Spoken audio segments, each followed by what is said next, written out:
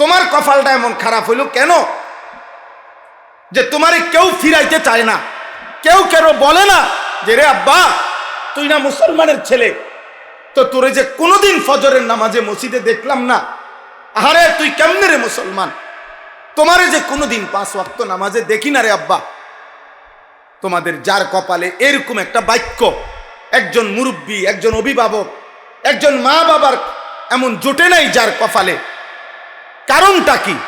আমার স্পষ্ট বুঝ এটা, আমি এটা বুঝন হইল তুমি হইলা এই সমাজের আবর্জনা, তুমি হইলা এই সমাজের ময়লা।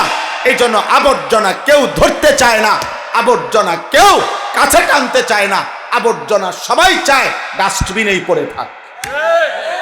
এজন্য নেশাখোর তুই এই সমাজের আবর্জনা, মদখোর তুই এই সমাজের আবর্জনা, নারী এবং জিনার ব্যভিচার অসভ্যতার নোংরামির সাথে যারা জুড়ে আছো তুই এই সমাজের নাপাক ময়লা, তোকে ডাস্টবিনে ফেলে রাখছে এই সমাজ। এজন্য তোকে কেউ ডাকে না। আপন মা কেমনে ভুলে যায় না, তো সন্তান আপন বাবা কেমনে ভুলে যায়? কিভাবে সম্ভব এটা? কিভাবে যে বাপ জীবিত থাকতে 1 বছরের মধ্যে এই বাপের ফুত, এই নাফরমান 1 বছরে একদিনও ফজরের নামাজ পড়লো না, অথচ বাপ জীবিত, মা জীবিত। কিভাবে সম্ভব? কারণ একটাই, তোর বাপও তোকে মনে করে এটা আমার সংসারের আবর্জনা, মাও মনে করে এটা আমার সংসারের আবর্জনা। নাপাক, এটা ময়লা, এটা দুর্গন্ধ। যতটা দ্রুত দিন গনে বাপ কোন দিন বাইতে বাইর করবে, বাইতে বাইর একটা কামে লাগিয়ে যা, পিছা দিয়া ফের বাইর, ভাত খা, ঘুম যা, পেশাব পায়খানা কর, ফাইলে বাপেরে কিছু দিস, না ফাইলে তুই চল, বাদ দি।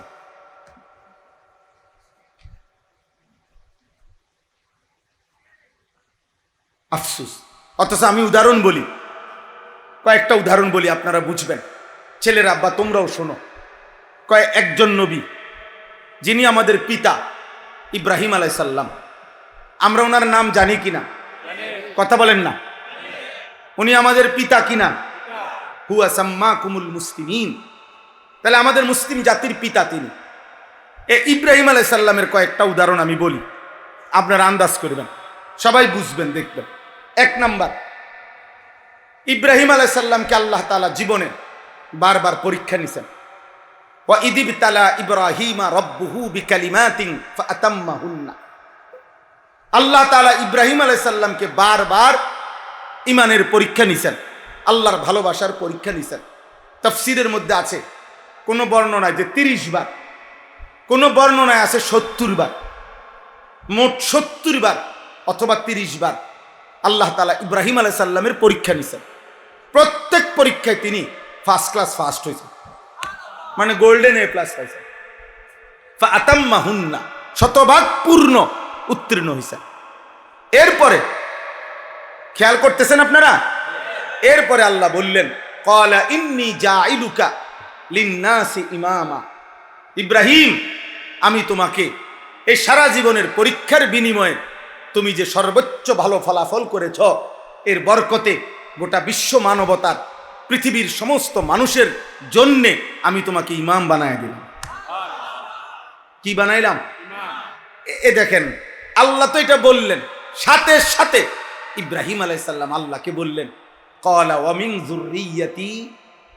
আল্লাহ, আপনি যে আমার ইমামের এই মর্যাদাপূর্ণ পদ দিলেন, ইমাম বানায় দিলেন, আমি আপনার কাছে জানতে চাচ্ছি আমার সন্তানগণ, আমার বংশধরগণ, আমার আওলাদরা, তারাও ইমামের এই পদ পাবে কিনা,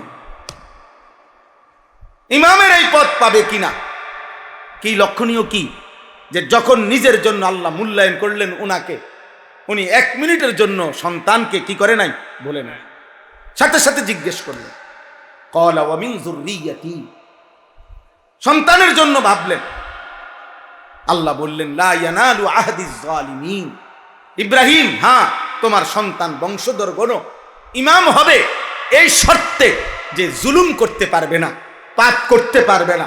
যদি পাপ আর জুলুম থেকে মুক্ত থাকে তাইলে এই পদ তারাও পাবে, নয়তো পাবে না। তাইলে একটা উদাহরণ দিল। আল্লাহর ঘর কাবা দ্বিতীয় উদাহরণ। কাবা শরীফ যখন ইব্রাহিম আলাইহিস সালাম আল্লাহর হুকুমে ইসমাইলকে সাথে নিয়ে, সন্তানকে সাথে নিয়ে নির্মাণ করলেন, এবার দোয়া করার পালা। কাবার নির্মাণ শেষ হইছে, আর আল্লাহ বললেন, ইব্রাহিম এবার তুমি আমার কাছে কিছু চাও, আমি তোমাকে দেব। এই দোয়ার মধ্যে দেখেন ইব্রাহিম আলাইহিস সালাম বললেন, রব্বানা ওয়াজআলনা মুসলিমাইনি লাক। আল্লাহ, আমি এবং আমার সন্তান ইসমাইল, আমরা বাপ পুত দুইজনকেই আপনি আপনার আনুগত্যের উপরে, ইসলামের উপরে ইস্তেকামত, দৃঢ়তা দান করেন। তাহলে নিজের জন্য বলতে গিয়ে সন্তানের কথা বলছেন কিনা? এক বাবার ফিকির, এক বাবার ফিকির। সম্পদ নয়, সন্তান, আওলাদ, মানুষ, বংশধর। তৃতীয় উদাহরণ, ইব্রাহিম আলাইহিস সালাম দোয়া করলেন, হযরতে হাজেরা এবং ইসমাইলকে ইব্রাহিম আলাইহিস সালাম যখন আল্লাহর হুকুমে কাবা, আমি সংক্ষেপে বলতেছি, ঘটনা না বলিয়া বলতেছি শুধু, কাবা ঘরের পাশে যখন রেখে গেলেন আল্লাহর হুকুমে একাকী, চারিদিকে এক নজর তাকাইয়া দেখলেন যতটুকু নজর যায় কোথাও কোনো মানুষও নাই, পানিও নাই, একটা গাছও নাই, একটা বসতিও নাই, বেঁচে থাকার বাহ্যিক কোনো উপকরণ কিছুই নাই, কিছুই নাই, নাই দে নাই, কিচ্ছু নাই। এরকম দুধু মরুভূমিতে সম্পূর্ণ একাকী একজন নারী, একটা মহিলা আর একটা কোলের বাচ্চা। এটা রাইখা, বিষয়টা গল্প শোনা তো সহজ, কিন্তু কল্পনা করেন, বিবেক থাকলে চোখ বন্ধ করে ভেবে দেখেন তো, যে শত শত হাজার মাইলের ভিতরে মরুভূমি ছাড়া আর কিছু দেখা যায় না, একটা মানুষ, একটা জানোয়ার, একটা পশু, এক ঢোক পানি, এক লোকমা খাবারের ব্যবস্থা নাই, গাছ নাই, পালা নাই, কিচ্ছু নাই। এরকম একটা জায়গায় আল্লাহর হুকুমে ইব্রাহিম আলাইহিস সালাম যখন রেখে যাচ্ছেন ইসমাইল এবং হাজেরাকে, এই কোরআনে আছে, হুজুর আমার মুরব্বী সামনে বসা আছে, এই জন্য এই যে দুই একজন বেয়াদব এখনো মোবাইল হাতে ধরে রাখছে, এই জাতীয় দুই একজন বেয়াদব বের হয়ে গেলে ভালো হয়, অথবা এমন বেয়াদব আমি বের করে দেওয়ার চেষ্টা করি। সাবধান, আমি স্পষ্ট নিষেধ করলাম, ধৈর্যে না কুলাইলে চলে গেলে ভালো, চলে গেলে ভালো ভাই, আমার কোনো আপত্তি নেই, কোনো আপত্তি নেই, কিন্তু মোবাইল হাতে ধরে রাখা যাবে না, এতে মনোযোগ হয় না, দিল জমে না, নিজের ফায়দা হয় না। তোমরা যারা দাঁড়িয়ে আছো নওজোয়ান, এদিকে এখনো অনেক জায়গা আছে, তোমরা এদিকে এসে বসো, আসো ভাই, ভিতরে আসো। এই যে ছেলেরা এদিকে যাও বাবা, যদি মনে করো 10 মিনিট পরে চলে যাবে, আমার কোনো আপত্তি নেই, 1 মিনিট পরেও যদি চলে যাও আমার কোনো আপত্তি নেই, অসুবিধা নেই, আমি অনুমতি দিলাম। কিন্তু যে যতক্ষণ শুনেন, বসে শুনেন, সওয়াব হবে বাবা, ফায়দা হবে। শুধু শুধু তামসা দেখার মধ্যে কিছু নাই, তামসা দেখার চাইতে না দেখে ঘুমিয়ে গেলে ভালো। কাজ থাকলে, ব্যস্ততা থাকলে, ক্লান্তি থাকলে চলে গেলে ভালো। সবাই বসতে হবে ভাই, তোমরা বসতে হবে, নাহলে বের হয়ে যেতে হবে। এই যে এই ছেলেরা, তোমরা হয় বসো, নাহলে বাইরে হয়ে যাও। যাও ভাইয়া, বাইরে হইলে কোনো অসুবিধা নাই, শরমের কিছু নাই। যাও ভাই, যাও, ফয়সালা করো, হয় বসো নয়তো বের হয়ে যাও। যাও বা একটা সমাধান করো, হয় বসো নয়তো বাইর হয়ে যাও, সমস্যা নাই বাবা। এদিকে তোমরা বসো, আর নয়তো বাইর হও। না না, বসতে হবে, তুমি উঠবে বইতে, ও তুমি মাইকওয়ালা, ঠিক আছে, ঠিক আছে, আপনি বাইকম্যান, হ্যাঁ মাশা, তো তোমরা এঘরে জায়গা দাও, এঘর সরো। আর তোমাদের কারণে তো ওরা দেখে না, পিছনের ওরা, এই তোমরা দিয়ে বউ, ঠিক আছে, মাশাল মাশাল। তোমরা বসো ভাই, তোমরা বসো, জায়গা হচ্ছে না ভাইয়া, তোলে একটু আগায় দেন, ওই বেচারা একজন মানুষ বইতে পারতেছে না। আলহামদুলিল্লাহ, আলহামদুলিল্লাহ। কথা বলেন না, চুপ থাকেন, সবাই চুপ করেন, সবাই চুপ করেন আব্বা, সবাই চুপ করেন, আমি বললাম চুপ করেন।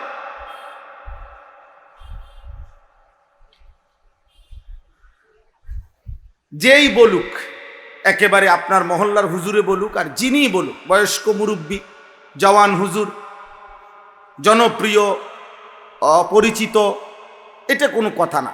কথা হলো আল্লাহর কথার প্রতি আন্তরিক হও, এটা আল্লাহর আদেশ, আল্লাহর আদেশ এটা। ফাসতামিউ লাহু ওয়া আনসিতু। আমার কোরআন যখন পড়া হয় আল্লাহ বলছে তোমরা মনোযোগ দিয়ে শোনো এবং চুপ থাকো, এটা আল্লাহর আদেশ। অতএব সেটা যদি একটা ছোট বাচ্চাও পড়ে, আল্লাহর কথার প্রতি মনোযোগ দেওয়া, চুপ থাকা, চাই সেটা মক্তবের বাচ্চা হোক, এটা জরুরি, এটা আল্লাহর আদেশ, আল্লাহর আদেশ।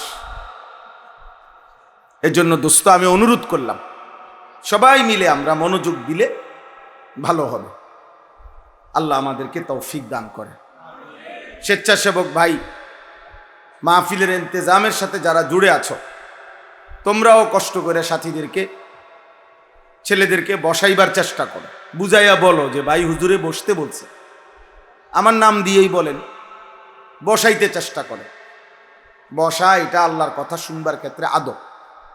হযরত জিবরাইল আলাইহিস সালাম যখনই রাসূলুল্লাহ সাল্লাল্লাহু আলাইহি সাল্লামের কাছে আসতেন মানুষের আকৃতিতে, হাদিসে স্পষ্ট আছে, এসে আদবের সাথে নবী সাল্লাল্লাহু আলাইহি সাল্লামের সামনে বসতেন। ওই যে ওই বেয়াদব বাইর করে দাও, এই যে বেয়াদব, মাথা নামাচ্ছ কেন, বাইর হও বেটা, বাইর হও, আব্বা মাথা নামায়ও না, তোমার মতো ফালতু ছেলে চলে গেলে ভালো আব্বা।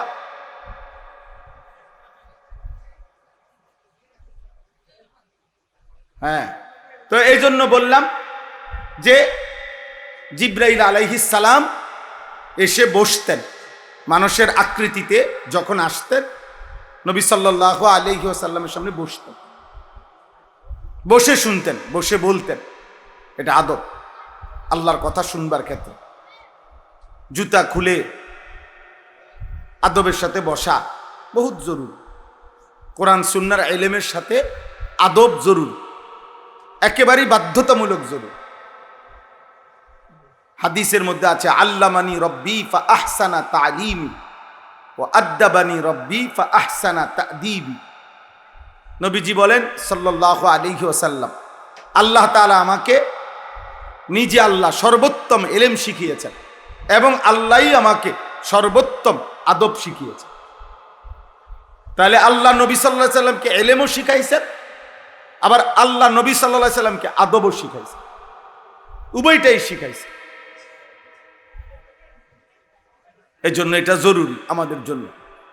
এই যে নামাজ, দাঁড়াবে কিভাবে, রুকু দিবে কিভাবে, সেজদা দিবে কিভাবে, নামাজের মধ্যে রুকুতে হাতগুলো রাখবে কিভাবে, সেজদাতে হাতের আঙ্গুল কিভাবে থাকবে, এই সব কিছু জিবরাইল আল্লাহর পক্ষ থেকে 2 দিন 5 ওয়াক্ত করে 10 ওয়াক্ত নামাজ নবী সাল্লাল্লাহু আলাইহি সাল্লামকে পিছনে দাঁড় করিয়ে জিবরাইল ইমাম হয়ে মেরাজ থেকে আসার পরে 2 দিন দেখাইছে আগে। এরপরে নবীজি সাল্লাল্লাহু আলাইহি সাল্লামকে বলছেন যে এখন থেকে আমি আপনাকে যেভাবে দেখাইলাম এভাবেই আপনি আপনার উম্মতের ইমানদারদেরকে নিয়ে নামাজ আদায় করবেন। নবী সাল্লাল্লাহু আলাইহি সাল্লাম এরপরে মিম্বরে দাঁড়াইয়া 2 দিন পরে তিনি এবার সাহাবাদেরকে দেখাইছেন, সাহাবাদের দিকে ফিরে। এরপরে তিনি বলছেন, এবার তোমরা আমাকে যেভাবে দেখছো, সাল্লু কামা রাআইতুমুনি উসাল্লি, এবার তোমরাও এভাবে নামাজ পড়ো। এজন্য দাঁড়ানো, উপর হওয়া, হাতের আঙ্গুল, পায়ের আঙ্গুল, চোখের নজর, দৃষ্টি, সব কিছু ইসলামে নিয়ন্ত্রিত, ইসলামে নিয়ন্ত্রিত। বাহ্যিক অঙ্গ প্রত্যঙ্গের ব্যাপারেও ইসলামে সুনির্দিষ্ট দিক নির্দেশনা আছে, আভ্যন্তরীণ বিষয়েও ইসলামে সুনির্দিষ্ট দিক নির্দেশনা আছে। 1 গ্লাস পানি পান করতে নবী সাল্লাল্লাহু আলাইহি সাল্লাম পানির পাত্রে নিঃশ্বাস ফেলতেন না, আবার কমপক্ষে 3 ঢোকে মানে 3 নিঃশ্বাসে পানি পান করতেন। তাহলে নিঃশ্বাস কোথায় ফেলেন এটার মধ্যে নবীর সুন্নাত, কয়বার ফেলছেন নিঃশ্বাস এটাও নবীর সুন্নাত। তাহলে ইসলাম আমাদের নবী সাল্লাল্লাহু আলাইহি সাল্লাম উম্মতের নিঃশ্বাসটা পর্যন্ত ঠিক করে দিয়েছে। কোথায় বাম পাও আগে, কোথাও ডান পাও আগে, হিসাব করে বুঝাই দিছে। দিছেন কিনা বলে? তাইলে রুকুতে আঙ্গুল রাখতে হয় ছড়াইয়া, সেজদাতে আঙ্গুল রাখতে হয় মিলাইয়া। এটার কি আছে? একভাবে রাখলেই তো হইল না, এটাই আল্লাহর হুকুম, নিয়ন্ত্রণ করে দিছে। তাইলে সব কিছু ইসলামের মধ্যে আব্বা নিয়ন্ত্রিত। ইসলাম সুন্দর, ইসলাম পবিত্র, ইসলাম সুশৃঙ্খল, ইসলাম চমৎকার। আল্লাহর বিধান সামঞ্জস্যপূর্ণ, এতেদাল, ভারসাম্যপূর্ণ। শরীর, স্বাস্থ্য, মন, মেজাজ, পরিবেশ, পরিস্থিতি, পারিপার্শ্বিকতা, প্রেক্ষাপট, অবস্থা, যুগ চাহিদা, সামাজিক বিষয় সব কিছুতে ইসলামের যাবতীয় বিধান সামঞ্জস্যপূর্ণ, ইনসাফপূর্ণ, ভারসাম্যপূর্ণ। এই জন্য এটা জরুর। পাত্তা না দিলে তো দিলেন না, কিন্তু যে গুরুত্ব দেয়, যে মনোযোগী হয় ইসলামের বিধিবিধানের, তার জীবন সুন্দর হয়, তার জিন্দেগি সুন্দর হয়। ইসলামের যাবতীয় বিষয় আসে কেউ যখন নিজের মধ্যে গ্রহণ করে, তার জীবন সুন্দর। আল্লাহ আমাদেরকে মানার তৌফিক দান করে, বুঝার তৌফিক দান করে।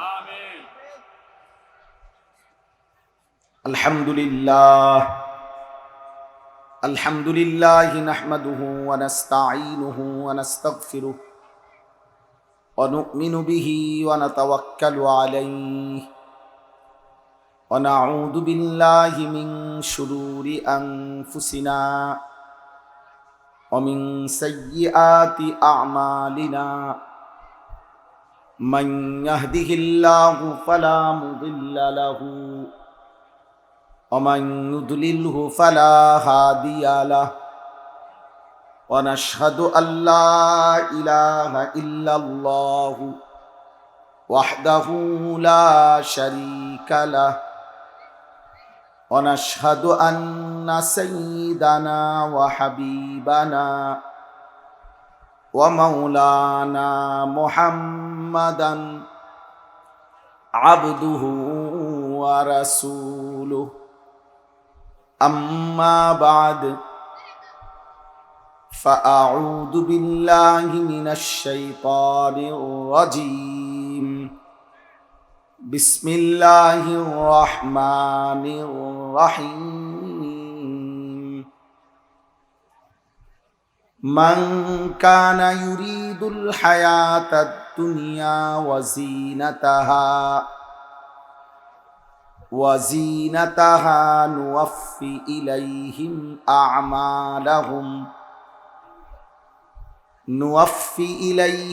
أعمالهم فيها وهم فيها لا يبخسون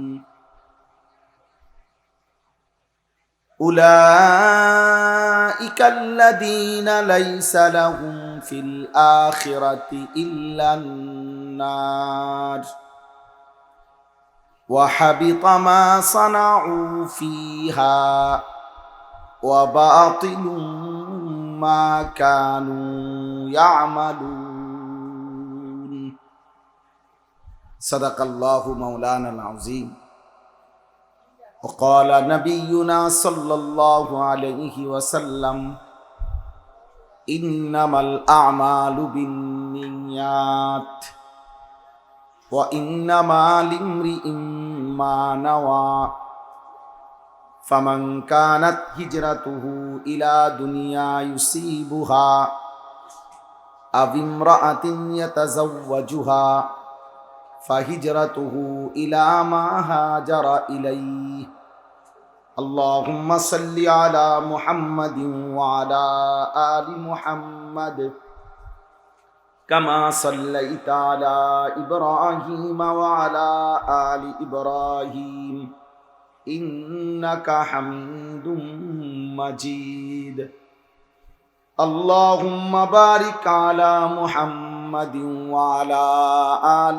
محمد كما باركت على إبراهيم وعلى آل إبراهيم إنك حميد مجيد سبحانك لا علم لنا إلا ما علمتنا إنك أنت العليم الحكيم الحمد لله আল্লাহ পাক রব্বুল ইজ্জত জুল জালাল ওয়াল ইকরামের ফজল কারাম রব্বুল আলামিনের অপরিসীম ইহসান মেহেরবানি দয়া আল্লাহ তাআলা আমাদেরকে আজ 14 জুলাই 2026 রোজ মঙ্গলবার কুমিল্লা জেলা হোমনা উপজেলাধীন দৌলতপুর মিঠাই ভাঙ্গা কবরবাসীদের রুহের মাগফিরাত কামনায় যুব সমাজ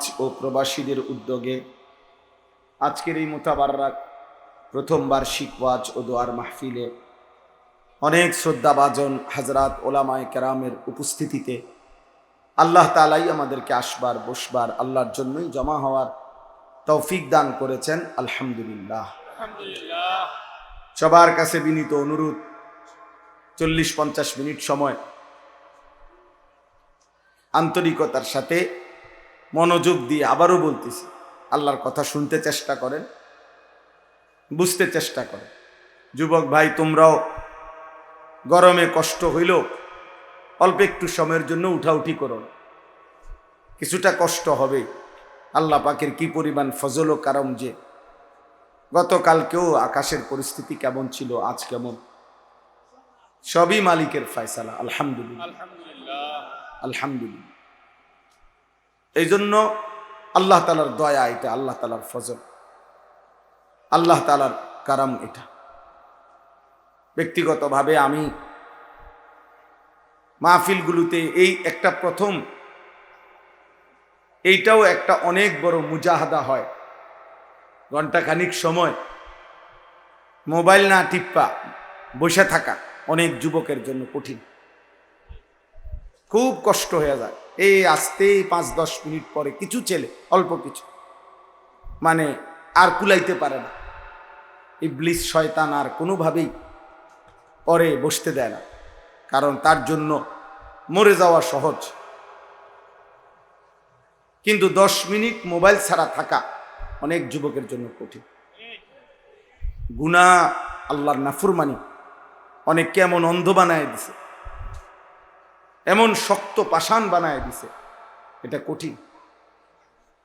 কোরআনুল কারীমের মধ্যে আছে এই সূরা, যে সূরা আমি পড়ছি 12 নম্বর পারা 11 নম্বর সূরা, সূরা হুদ। এই সূরা আমি 2টা আয়াত 15-16 ছোট্ট 2টা আয়াত তেলাওয়াত করছি। তো এই সূরার মধ্যে কোরআনুল কারীমে সবচেয়ে বেশি ধ্বংসপ্রাপ্ত জাতির আযাবের বর্ণনা সবচেয়ে বিস্তারিত এই সূরাতে আছে। আল্লাহ তাআলা 5টি জাতিকে, 5 জন নবীর কওমকে এই পৃথিবীতে চূড়ান্ত আযাব দিয়ে পুরা জাতি একসাথে শেষ করে দিছে। হযরতে নূহ আলাইহিস সালামের জাতি, হযরতে হুদ আলাইহিস সালামের কওম, হযরতে সালেহ আলাইহিস সালামের কওম, হযরতে লূত আলাইহিস সালামের কওম, হযরতে শুআয়ব আলাইহিস সালামের কওম।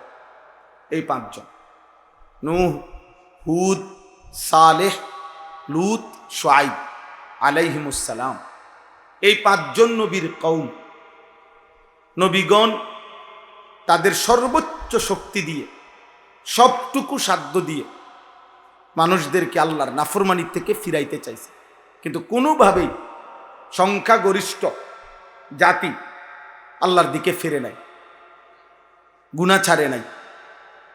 ফলে পাপের সীমা লঙ্ঘন যখন হইছে, আল্লাহর নির্দিষ্ট ফায়সালায়, আল্লাহর আযাবে এই 5 জন নবীর কওম একেবারে শেষ হয়ে গেছে, পুরা জাতি। فأصبحوا لا يرى إلا مساكنهم فأصبحوا في دارهم جاثمين فأصبحوا في ديارهم جاثمين فجعلنا عاليها سافلها وأمطرنا عليهم حجارة من سجيل। এইভাবে আল্লাহ তাআলা বর্ণনা দিয়েছেন একটার পরে যে একটা মানুষও বাঁচে নাই, পুরা জাতি শেষ হয়ে গেছে, পুরা জাতি নাফরমানি আর পাপের সীমা লঙ্ঘন করছে। তো ওইখানে আছে বারবার আল্লাহ তাআলা ওই জাতির নাফরমানি এবং আল্লাহর আযাবের পরে কথা যখন শেষ করছে এক একটা কওমের, তো আল্লাহ তাআলা বারবারই বলছে, কোথাও বলছে ইন্নাহুম কানু কওমান আমিন, বন্ধু আসলে মূলত এরা গুনাহ আর নাফরমানিতে অন্ধ হয়ে গেছে। কোথাও বলছে নবী, হে আমার জাতি, ওয়া নাসাহতু লাকুম ওয়ালাকিন লা তুহিব্বুনান নাসিহিন, আহা আমি তোমাদেরকে আল্লাহর আযাব আসার পূর্ব পর্যন্ত কত না উপদেশ দিয়েছি, কিন্তু আসলে বাস্তব কথা হলো কোনোভাবেই তোমরা উপদেশ নসিহত পছন্দ করছো না। তোমাদের কাছে কোনোদিনই আল্লাহর কথা উপদেশ নসিহত গুলো ভালো লাগে নাই, ফলে আজ তোমরা ধ্বংস হয়ে গেল। আল্লাহ বলছে লা আমরুকা ইন্নাহুম লাফি সাকরাতিহিম ইয়ামাহুন, বন্ধু আপনার কসম, নবীজিকে বলছে যে বন্ধু আপনার কসম দিয়া বলতেছি, আপনার জিন্দেগীর কসম, এই নাফরমানগুলো গুনাহ আর নাফরমানির মাতলামিতে অন্ধ হয়ে আছে, মাতাল হয়ে গেছে গুনাহ এবং অন্ধ হয়ে আছে। লাফি সাকরাতিহিম ইয়ামাহুন, নাফরমানির মাতলামিতে এই পরিমাণ উল্লাস, এই পরিমাণ অসভ্যতা, এই পরিমাণ অশ্লীলতার বেহায়াপনা, এই পরিমাণ নোংরামি, যে যেন মাতাল হয়ে গেছে, যেন হুঁশ নাই, যেন অন্ধ হয়ে আছে। এইভাবে বারবার আব্বা, আমি একটা ছেলেকেও বললাম, এমন যেন দুর্ভাগ্য না হয় রে আব্বা, এক বছরেও কোনো দিন, আমি প্রত্যেক দিন এটা একবার হলেও বলি, আমার এ কথা 365 দিনে আল্লাহর একটি বছরে একদিনও ফজরের নামাজ একদিনও পড়তে পারলা না, এমন দুর্ভাগা, এমন বদনসিব, এমন হাইওয়ান, এমন জানোয়ার কেমনে হইল? মুসলমানের ঘরে এমন নিকৃষ্ট সন্তান কেমনে হইল? এমন নিকৃষ্ট জানোয়ার হইলে কেমন? 365 দিনে একদিনও, এক বছরে কপালে একটা সেজদা জোটে নাই ফজরের। ছি ছি ছি, 60 বছর একটা হায়াত পার করে ফেললো, একটা লাইন কোরআন শরীফের একটা পৃষ্ঠা শুদ্ধ করে পড়তে পারলেন না, এমন বদনসিব হায়াত কেন হইল? এমন একটা লম্বা হায়াত শেষ করে ফেললেন চাচা, এত লম্বা বয়স শেষ করলেন, 60 বছর 50 বছরে আল্লাহর কোরআনের একটা পৃষ্ঠা দেখে দেখেও শুদ্ধ পড়তে পারেন না, এমন দুর্ভাগা জীবন শেষ কইরা কবরে যাচ্ছেন। কি নিয়ে যাচ্ছেন? কি নিয়ে যাচ্ছে বলে? এই জন্য বললাম, আল্লাহ তাআলা বলছেন, নবীগণ বলছেন, আহা হে আমার জাতি, কোনোভাবেই তোমাদেরকে নসিহত পছন্দ করাইতে পারলাম না। ওয়ালাকিন লা তুহিব্বুনান নাসিহিন, উপদেশ দাতাদেরকে তোমরা কোনোভাবেই ভালোবাসলা না, পছন্দ করলা না, যে তোমাদেরকে জাহান্নাম থেকে ফিরাইতে চায়, আল্লাহর দিকে ফিরাইতে চায়, কোনোভাবেই তার কথা পাত্তা দিলা না।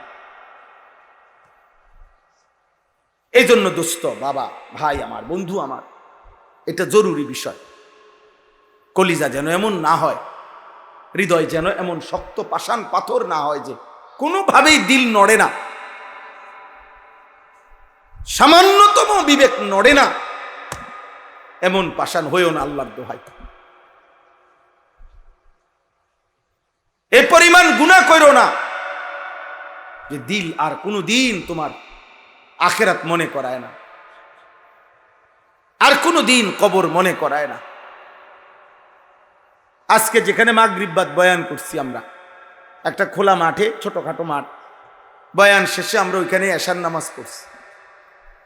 তো এশার নামাজ যখন আমি পড়তেছি, আমরা ঠিক একেবারে মনে করেন এখান দিয়ে আমরা নামাজ পড়িয়ে এই বরাবর এখান দিয়ে 2-3টা দোকান, ওই মাহফিলটার ওইখানে আর কি খোলা জায়গাটা, এখান দিয়ে রাস্তা, এখানে খোলা। 4 রাকাত ফরজ নামাজ আমরা এতগুলো মানুষ পড়তেছি, এই 2টা দোকানে বৈশা কতগুলো মানুষ, মনে 20-25 জন হইব, একটানা কথা কইতেছে, আওয়াজ করতেছে, চিল্লাচিল্লি করতেছে, এখানে নামাজ চলতেছে। সালাম ফিরাইয়া আমি অনেকক্ষণ তাকাইয়া রইলাম, অনেকক্ষণ 2-4-5 মিনিট মনে চাইলাম আর মানুষগুলার, যে আহা এত বড় বিবেকহীন কেমনে রে হইলিবা। মানে কি পরিমাণ বেহায়া হইলে, কি পরিমাণ নিকৃষ্ট হাইওয়ান হইলে চোখের সামনে জামাত চলতেছে বলে কদ্দুর আওয়াজটা বন্ধ করি, এদ্দুর বিবেক হইল। উম্মত কোথায় নেমে গেছে, উম্মত কোথায় নেমে গেছে। আপনারা একজন চাচা, এখানে অনেক বয়স্ক মুরব্বী আছেন, একজন চাচা দাঁড়াইয়া দেখেন, চাচা এরা আপনাদেরই ছেলে, এখানে আপনাদের বয়স্কদের চাইতে নওজোয়ান বেশি। আপনারা এদের চেহারার দিকে তাকাইয়া, আপনারা যারা নিয়মিত নামাজ পড়েন বুড়া মানুষ, এমন একজনও দেখেন, দেখেন যে এখানে কয় পার্সেন্টের চেহারায় যুবক নামাজের চিহ্ন আছে। দেখবেন 99% চেহারায় নামাজের চিহ্ন নাই। প্রতি 100 জনের মধ্যে 99 জনের চেহারায় নামাজের কোনো চিহ্ন নেই। চেহারা দেখলেই বোঝা যায় এই হাইওয়ান আজ বহুদিন হয় আল্লাহকে সেজদা দেন। চুল, চেহারা, লেবাস, অঙ্গভঙ্গি দেখলেই বোঝা যায়। তাইলে আমার ভাই আল্লাহকে এইভাবে ভুলে গেলেন কেন? তো এই জন্য আমার শুধু ওই কথাটা বলার জন্য যে গুনাহ যেন, পাপ যেন অন্ধ বানায় না ফেলে। আল্লাহ পাপীকে বলছে কওমান আমিন, হে নবী বেঈমানগুলো মূলত অন্ধ হয়ে গেছে।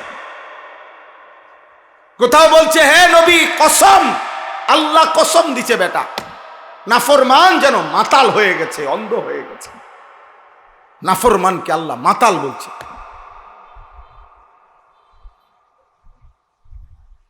মাতাল বলছে। হ্যাঁ হ্যাঁ,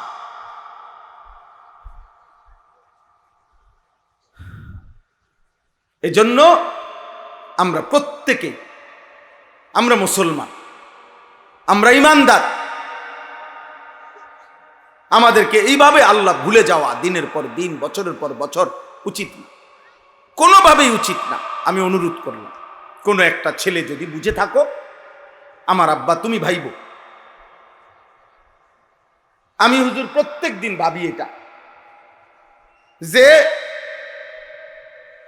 যেই সমস্ত ছেলে তোমাদেরকে কেউ নারী, ছবি, জিনা, ব্যভিচার, মদ, জুয়া, বন্ধুদের অসৎ আড্ডা, মোবাইলের অশ্লীল দৃশ্য, নামাজ নাই, সেজদা নাই, পাক পবিত্রতা নাই, পেশাব পায়খানা করে পায় পবিত্রতার ধার ধারে না, হারাম বীর্যপাত হইতেছে, শরীরে নাপাক লাইগা আছে, এই হাইওয়ান, এই জানোয়ার মন মতো চলতেছে, খাইতেছে, ঘুমাইতেছে, কোন দিনের প্যান্ট এটা পরে, কোন দিনের নাপাক এটার ভিতরে পরে লাইগা রয়েছে। আহা আহা, এরপরেও একটা ছেলে ভাইব যে এত অসভ্যতা, অবাধ্যতা, আল্লাহর নাফরমানির পরেও তোমারে কেউ ডাকে না, মাও না, বাবাও না, এই সমাজের কোনো মানুষও না। তোমার কপালটা এমন খারাপ হইল কেন যে তোমারে কেউ ফিরাইতে চায় না? কেউ কেন বলে না যে রে আব্বা তুই না মুসলমানের ছেলে, তো তোরে যে কোনোদিন ফজরের নামাজে মসজিদে দেখলাম না, আরে তুই কেমনে রে মুসলমান? তোমারে যে কোনোদিন 5 ওয়াক্ত নামাজে দেখি না রে আব্বা। তোমাদের যার কপালে এরকম একটা বাক্য, একজন মুরব্বী, একজন অভিভাবক, একজন মা বাবার এমন জোটে নাই যার কপালে। কারণটা কি? আমার স্পষ্ট বুঝ এটা, আমি এটা বুঝন হইল তুমি হইলা এই সমাজের আবর্জনা, তুমি হইলা এই সমাজের ময়লা। এই জন্য আবর্জনা কেউ ধরতে চায় না, আবর্জনা কেউ কাছে টানতে চায় না, আবর্জনা সবাই চায় ডাস্টবিনেই পড়ে থাক। এজন্য নেশাখোর তুই এই সমাজের আবর্জনা, মদখোর তুই এই সমাজের আবর্জনা, নারী এবং জিনার ব্যভিচার অসভ্যতার নোংরামির সাথে যারা জুড়ে আছো তুই এই সমাজের নাপাক ময়লা, তোকে ডাস্টবিনে ফেলে রাখছে এই সমাজ। এজন্য তোকে কেউ ডাকে না। আপন মা কেমনে ভুলে যায় না তো সন্তান, আপন বাবা কেমনে ভুলে যায়? কিভাবে সম্ভব এটা? কিভাবে যে বাপ জীবিত থাকতে 1 বছরের মধ্যে এই বাপের ফুত, এই নাফরমান 1 বছরে একদিনও ফজরের নামাজ পড়লো না, অথচ বাপ জীবিত, মা জীবিত। কিভাবে সম্ভব? কারণ একটাই, তোর বাপও তোকে মনে করে এটা আমার সংসারের আবর্জনা, মাও মনে করে এটা আমার সংসারের আবর্জনা। নাপাক, এটা ময়লা, এটা দুর্গন্ধ। যতটা দ্রুত দিন গনে বাপ কোন দিন বাইতে বাইর করবে, বাইতে বাইর একটা কামে লাগিয়ে যা, পিছা দিয়া ফের বাইর, ভাত খা, ঘুম যা, পেশাব পায়খানা কর। পাইলে বাপেরে কিছু দিস, না পাইলে তুই চল, বাদ দি।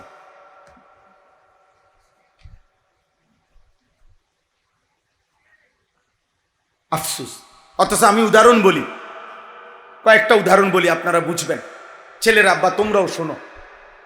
একজন নবী যিনি আমাদের পিতা ইব্রাহিম আলাইহিস সালাম, আমরা ওনার নাম জানি কিনা? কথা বলেন না। উনি আমাদের পিতা কিনা? হুয়া সাম্মাকুমুল মুসলিমিন। তাহলে আমাদের মুসলিম জাতির পিতা তিনি। ইব্রাহিম আলাইহিস সালামের কয়েকটা উদাহরণ আমি বলি, আপনারা আন্দাজ করবেন, সবাই বুঝবেন, দেখবেন। 1 নাম্বার, ইব্রাহিম আলাইহিস সালামকে আল্লাহ তাআলা জীবনে বারবার পরীক্ষা নিছেন। ওয়া ইদিবতালা ইব্রাহিমা রাব্বুহু বিকালিমাতিন ফাআতাম্মাহুন্না। আল্লাহ তাআলা ইব্রাহিম আলাইহিস সালামকে বারবার ইমানের পরীক্ষা নিছেন, আল্লাহর ভালোবাসার পরীক্ষা নিছেন। তাফসীরের মধ্যে আছে কোন বর্ণনায় যে 30 বার, কোন বর্ণনায় আছে 70 বার, মোট 70 বার অথবা 30 বার আল্লাহ তাআলা ইব্রাহিম আলাইহিস সালামের পরীক্ষা নিছেন। প্রত্যেক পরীক্ষায় তিনি ফার্স্ট ক্লাস ফার্স্ট হয়েছেন, মানে গোল্ডেন A+ পাইছেন। ফাআতাম্মাহুন্না, শতভাগ পূর্ণ উত্তীর্ণ হয়েছেন। এরপরে খেয়াল করতেছেন আপনারা, এরপরে আল্লাহ বললেন ক্বালা ইন্নী জাইলুকা লিন্নাসি ইমামা। ইব্রাহিম, আমি তোমাকে এই সারা জীবনের পরীক্ষার বিনিময়ে তুমি যে সর্বোচ্চ ভালো ফলাফল করেছ, এর বরকতে গোটা বিশ্ব মানবতার, পৃথিবীর সমস্ত মানুষের জন্যে আমি তোমাকে ইমাম বানায় দিলাম। কি বানাইলাম? দেখেন, আল্লাহ তো এটা বললেন, সাথে সাথে ইব্রাহিম আলাইহিস সালাম আল্লাহকে বললেন ক্বালা ওয়া মিন যুররিয়াতি। আল্লাহ, আপনি যে আমার ইমামের এই মর্যাদাপূর্ণ পদ দিলেন, ইমাম বানায় দিলেন, আমি আপনার কাছে জানতে চাচ্ছি আমার সন্তানগণ, আমার বংশধরগণ, আমার আওলাদরা, তারাও ইমামের এই পদ পাবে কিনা, ইমামের এই পদ পাবে কিনা। কি লক্ষণীয় কি যে যখন নিজের জন্য আল্লাহ মূল্যায়ন করলেন উনাকে, উনি 1 মিনিটের জন্য সন্তানকে কি করে নাই, বলে নাই, সাথে সাথে জিজ্ঞেস করলেন ক্বালা ওয়া মিন যুররিয়াতি। সন্তানের জন্য ভাবলেন। আল্লাহ বললেন লা ইয়ানালু আহদিজ জালিমিন। ইব্রাহিম, হ্যাঁ, তোমার সন্তান বংশধরগণ ইমাম হবে এই শর্তে যে জুলুম করতে পারবে না, পাপ করতে পারবে না। যদি পাপ আর জুলুম থেকে মুক্ত থাকে তাইলে এই পদ তারাও পাবে, নয়তো পাবে না। তাইলে একটা উদাহরণ দিলাম। আল্লাহর ঘর কাবা, দ্বিতীয় উদাহরণ, কাবা শরীফ যখন ইব্রাহিম আলাইহিস সালাম আল্লাহর হুকুমে ইসমাইলকে সাথে নিয়ে, সন্তানকে সাথে নিয়ে নির্মাণ করলেন, এবার দোয়া করার পালা। কাবার নির্মাণ শেষ হয়েছে, আর আল্লাহ বললেন, ইব্রাহিম এবার তুমি আমার কাছে কিছু চাও, আমি তোমাকে দেব। এই দোয়ার মধ্যে দেখেন ইব্রাহিম আলাইহিস সালাম বললেন, রব্বানা ওয়াজআলনা মুসলিমাইনি লাক। আল্লাহ, আমি এবং আমার সন্তান ইসমাইল, আমরা বাপ পুত দুইজনকেই আপনি আপনার আনুগত্যের উপরে, ইসলামের উপরে ইস্তেকামত, দৃঢ়তা দান করেন। তাহলে নিজের জন্য বলতে গিয়ে সন্তানের কথা বলছেন কিনা? এক বাবার ফিকির, এক বাবার ফিকির। সম্পদ নয়, সন্তান, আওলাদ, মানুষ, বংশধর। তৃতীয় উদাহরণ, ইব্রাহিম আলাইহিস সালাম দোয়া করলেন হযরতে হাজেরা এবং ইসমাইলকে। ইব্রাহিম আলাইহিস সালাম যখন আল্লাহর হুকুমে কাবা, আমি সংক্ষেপে বলতেছি, ঘটনা না বলিয়া বলতেছি শুধু, কাবা ঘরের পাশে যখন রেখে গেলেন আল্লাহর হুকুমে একাকী, চারিদিকে এক নজর তাকাইয়া দেখলেন যতটুকু নজর যায় কোথাও কোনো মানুষও নাই, পানিও নাই, একটা গাছও নাই, একটা বসতিও নাই, বেঁচে থাকার বাহ্যিক কোনো উপকরণ কিছুই নাই, কিছুই নাই, নাই দে নাই, কিচ্ছু নাই।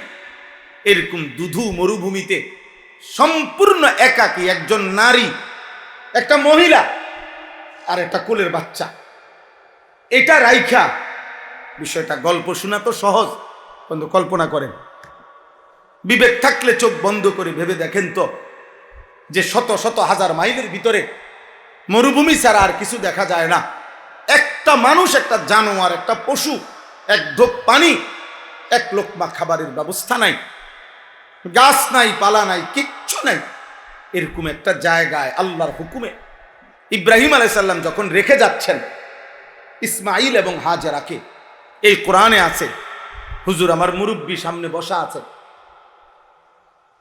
তো দেখেন ইব্রাহিম আলাইহিস সালাম ঠিক ওই মুহূর্তে আল্লাহর কাছে দোয়া করছে।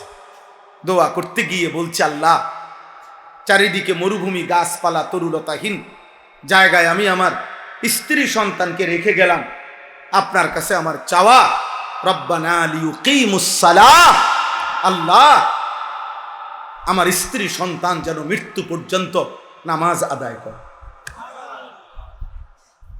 এই পরিস্থিতিতে যেখানে এক ঢোক পানির ব্যবস্থা নাই, খাবারের ব্যবস্থা নাই, সেখানে এক বাপের ফিকির সন্তানের নামাজ, এক স্বামীর ফিকির স্ত্রীর কি নামাজ। 4 নম্বর, ইব্রাহিম আলাইহিস সালাম নিজের সহ যখন মক্কা নগরী পুরাপুরি আবাদ করলেন, তখন ইব্রাহিম আলাইহিস সালাম দোয়া করলেন, মানে নিজে সহ যখন আল্লাহ থাকার অনুমতি দিছে পুরাপুরি, তখন ইব্রাহিম আলাইহিস সালাম দোয়ার মধ্যে এবার বললেন, রব্বি জাআল হাদাল বালাদা আমিনান, আল্লাহ এই নগরী পুরা মক্কাকে আপনি নিরাপদ নগরী বানায় দেন, ওয়াজনুবনি ওয়া বানিয়া আন না'বুদাল আসনাম, আমাকে এবং আমার সন্তানদেরকে মূর্তি পূজা থেকে, পাথরের পূজা থেকে, মূর্তির পূজা থেকে হেফাজত করে। তাহলে এক বাবা এখানেও দেখেন শিরিক থেকে মুক্ত থাকার জন্য, মূর্তি পূজার থেকে বেঁচে থাকার ক্ষেত্রে নিজের জন্য দোয়া করছেন, সন্তানের জন্য কি করছেন? দোয়া করছেন, দোয়া করছেন। 5 নম্বর উদাহরণ শুনেন, ইব্রাহিম আলাইহিস সালাম আল্লাহর কাছে দোয়া করছেন, একজন নবীর উদাহরণই বলতেছি, রব্বি জাআলনি মুকিমাস সালাহ ওয়া মিন যুররিয়াতি, আল্লাহ আপনার কাছে আমার ফরিয়াদ, আপনি আমাকে পূর্ণ নামাজি বানান, ওয়া মিন যুররিয়াতি, এবং আমার সন্তান বংশধরদেরকেও আপনি পূর্ণ নামাজি বানান, পূর্ণ নামাজি বানান। আব্বা তাহলে বলেন, এক বাবার ফিকির সন্তানের জন্য, বংশধরের জন্য, বারবারই যখন বলছে তোমাকে ইমাম বানাইলাম, বংশধরের জন্য চাইছেন। যখন আল্লাহ তাআলা কাছে দোয়া করার সুযোগ হয়েছে, প্রত্যেক দোয়ার মধ্যে সন্তানের ঈমান, সন্তানের নামাজ, সন্তানের শিরিক থেকে মুক্তি, সন্তানের আখিরাত, এক বাবা ইমানদার বাপ এটাই আল্লাহর কাছে চাইছেন, এটাই আল্লাহর আল্লাহর কাছে চাইছেন। আজ আপনাদের কাছে আমার আফসোসের কথা এটাই, আজ আপনাদের লক্ষ লক্ষ বাবা তার সন্তানের ব্যাপারে একটাই ফিকির, হয় বিদেশ নয়তো দেশ, কোনো না কোনো মাধ্যমে যত দ্রুত সম্ভব উপার্জনের, মরার আগে আগে ওনার টার্গেট ছেলেটাকে টাকা পয়সার আয় রোজগারের একটা ব্যবস্থা যদি করে দিয়ে যেতে পারে, ওনার আর মরলে কোনো দুঃখ নাই। মেয়েটার ব্যাপারে ওনার একটাই টার্গেট, যত দ্রুত সম্ভব একটা টাকা পয়সা আছে এরকম একটা ছেলে চাইয়া মেয়েটারে বিয়ে দিয়ে যাইতে পারলে ওনার আর কোনো দুঃখ নাই মরার আগে আগে। তাইলে ওনার ফিকির, আহা বাপ, আপনার ফিকির যদি হয় ছেলের জন্য দুনিয়া, তো ছেলের ফিকির কেমনে হবে আখিরাত? আপনার নিজের ফিকির যদি হয় মেয়ের জন্য দুনিয়া, পয়সাওয়ালা জামাই ছেলে পর্দা থাকুক বা না থাকুক, ছেলে নামাজ পড়ুক বা না পড়ুক, ফোলার বিল্ডিং আছে, তাহলে আপনার মেয়ে পর্দা করবে কেমনে? আপনার মেয়ে নিজের ইজ্জত সতীত্ব পর্দার হেফাজত করবে কেমনে? বলে আপনি কি চাইছিলেন? আপনি তো আখিরাত চান নাই, আপনি তো আল্লাহর কাছে বলেন নাই, আখিরাতের কোনো প্রস্তুতি তো নেন নাই আপনি। আমি আপনাদের কাছে দেরি করব না, অনেক রাত হয়েছে, আমি খুব দ্রুতই শেষ করে দিচ্ছি। আমি মনে করাই দিলাম, ইব্রাহিম আলাইহিস সালামকে আল্লাহ তাআলা 5টা বলছি উদাহরণ, মোট 7টা উদাহরণ দোয়া না। 6 নম্বর উদাহরণ হইল আল্লাহ তাআলা বলছে, ইজ ক্বালা লাহু রব্বুহু আসলিম ক্বালা আসলামতু লিরাব্বিল আলামিন। প্রত্যেকবারে ইব্রাহিম আলাইহিস সালামকে আল্লাহ বলছে, ইব্রাহিম তুমি আমার আনুগত্য করো, ইসলাম আনো মানে ইসলাম মানো মানে আমি আল্লাহর আনুগত্য করো। ইব্রাহিম আলাইহিস সালাম প্রত্যেকবারে বললেন, যদি 30 বার হয় পরীক্ষা তো 30 বার, যদি 70 বার পরীক্ষা হয়, ওই বেটা মোবাইল উঠায়ও না, সাবধান। আব্বা আমার এটা আমারই মনে করো বদ অভ্যাস, আমি এটা, ওই বেটা বুট খাইতেছে আমি কিছু বলি নাই, কিন্তু তুমি মোবাইল আলগি দিছো আমি বলছি। তুমি জিজ্ঞাসা করো ওই ভাই অনেকক্ষণ ধরে বুট খায় আমি দেখছি, কিন্তু ওইটা আমি কিছু বলি নাই,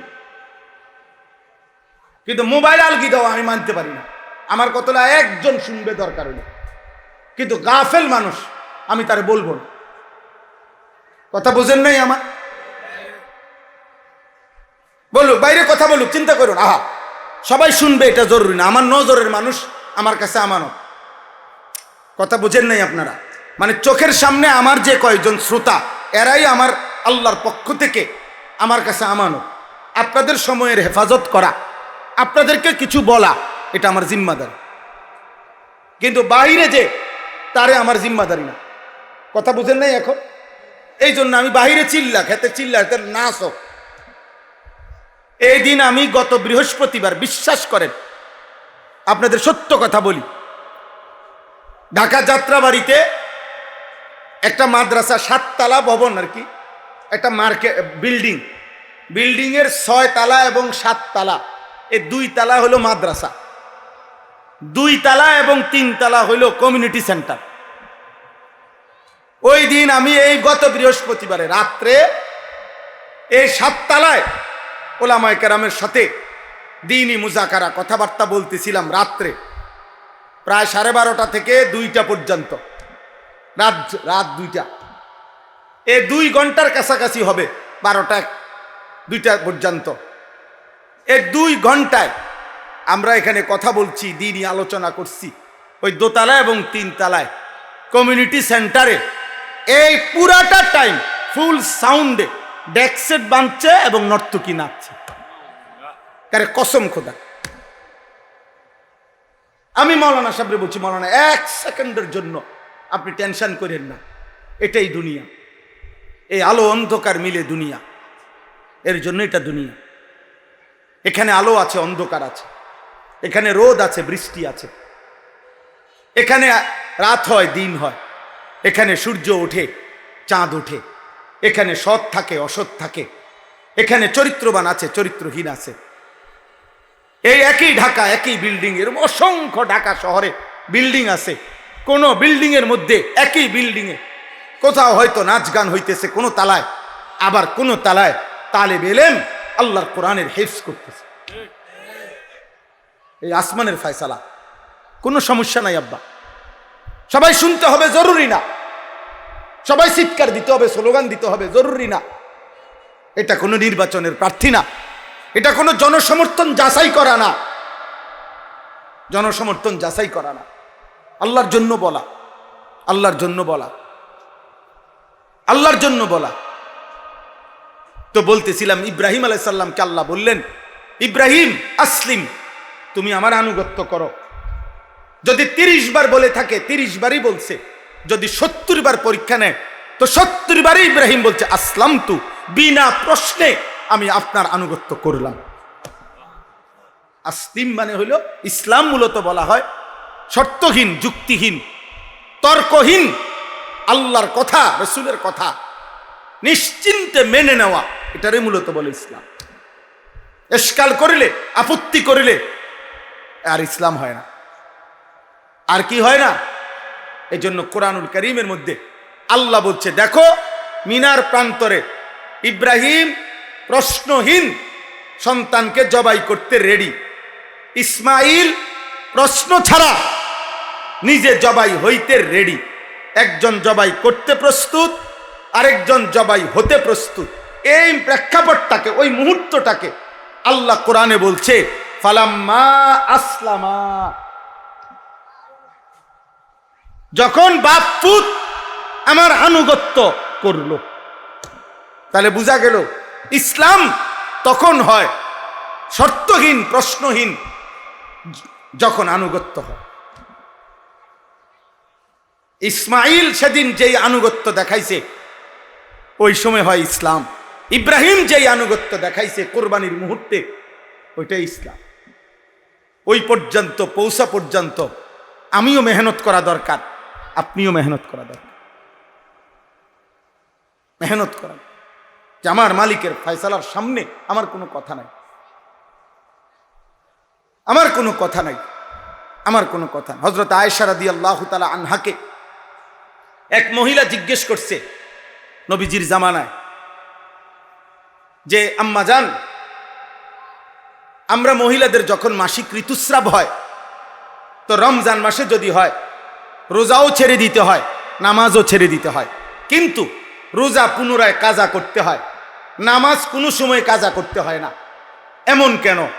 বিষয় একটাই, মাসিক ঋতুস্রাব, কিন্তু রোজা কেন কাজা করতে হয়, নামাজ কেন কাজা করতে হয় না?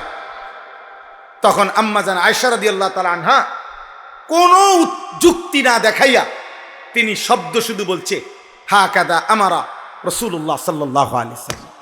বলছেন, আরে বেটি, কি জিজ্ঞাসা করলা? আল্লাহ রসুল এভাবেই বলেছেন, এটাই দিন, এটাই শরীয়ত, এটাই আল্লাহর ফয়সালা, এটাই নবীর ফয়সালা। এখানে তোমার যুক্তি তালাশ করা, প্রশ্ন উত্থাপন করার কোনো দরকার নেই। এটা দিন, এটা ইসলাম। তো আমার বলার উদ্দেশ্য হলো, ইব্রাহিম আলাইহিস সালাম যখন বললেন আসলামতু, আল্লাহ আমি আপনার নিঃশর্ত আনুগত্য করলাম, তো এরপরেই পরীক্ষা শেষ, আনুগত্যের পরীক্ষায় উত্তীর্ণ, ইসলামের পরীক্ষায়, প্রতিবারের পরীক্ষায়। তো এরপরের আয়াতি হলো ওয়াসা বিহা ইব্রাহিমু বানিহি ওয়া ইয়াকুব। আল্লাহ বলেন, আমার ইব্রাহিম এবং আমার ইব্রাহিমের পরবর্তী বংশধর ইয়াকুব, তারা উভয়ই তাদের সন্তানদেরকেও এই একই ওসিয়ত মৃত্যুর পূর্বে করে গেলেন, ইয়া বানিয়া ইন্নাল্লাহ আস্তাফা লাকুমুদ্দিন, আল্লাহর পক্ষ থেকে মনোনীত দিন আল্লাহ তোমাদের জন্য নির্বাচিত করেছেন। হে আমার সন্তানগণ, ফালা তামুতুন্না ইল্লা ওয়া আনতুম মুসলিমুন, তোমরাও মৃত্যু পর্যন্ত আল্লাহর আনুগত্য চূড়ান্ত করা ছাড়া মৃত্যুবরণ করো না, কবরে যাইও না।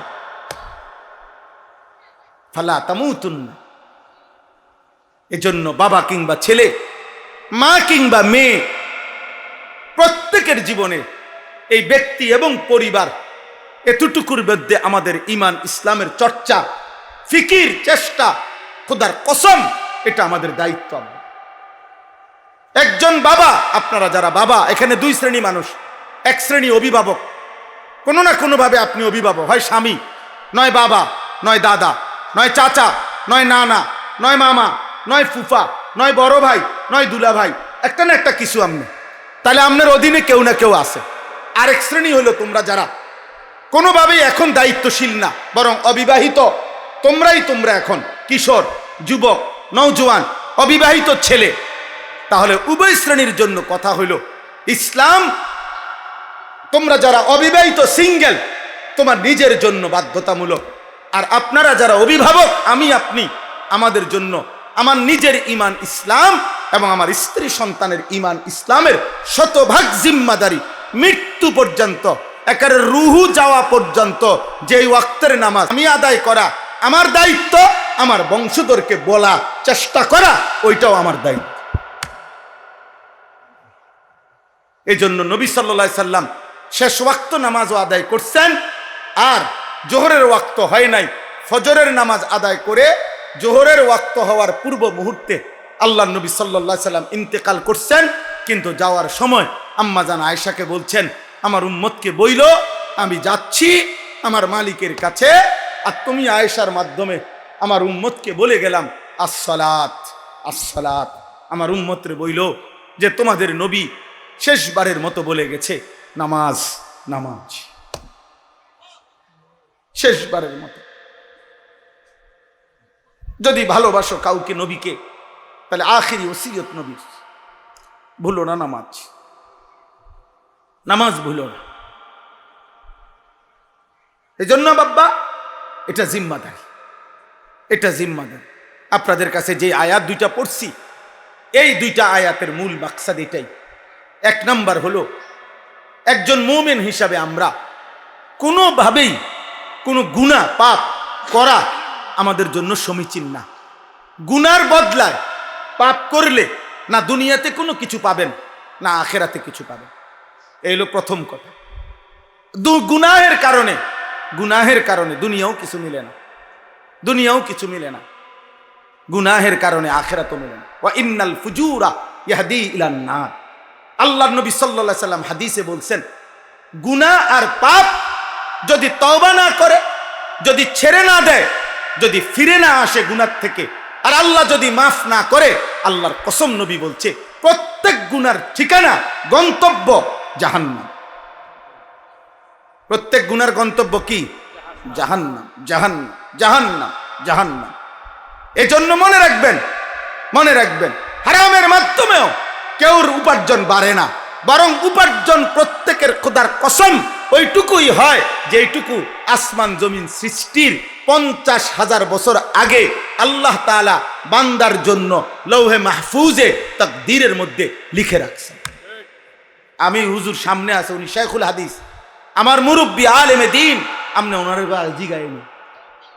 সুদখোরের সম্পদ বাড়ে নাই, হালাল বৈধ পন্থা যদি উপার্জন করত তো তার এটুকুই হইতো। কারণ যদি সুদের কারণে টাকা বাড়ে, ঘুষের কারণে টাকা বাড়ে, তো পৃথিবীর সব সুদখোর সমান তালে, এক সমান তালে বড় লোক না।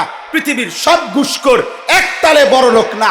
পৃথিবীর অসংখ্য দুর্নীতিগ্রস্ত মানুষ যারা প্রত্যেকদিন দুর্নীতি করে, প্রত্যেক দিন চুরি করে, প্রত্যেক দিন বাটফারি করে, কিন্তু অনভিক্ষা করে।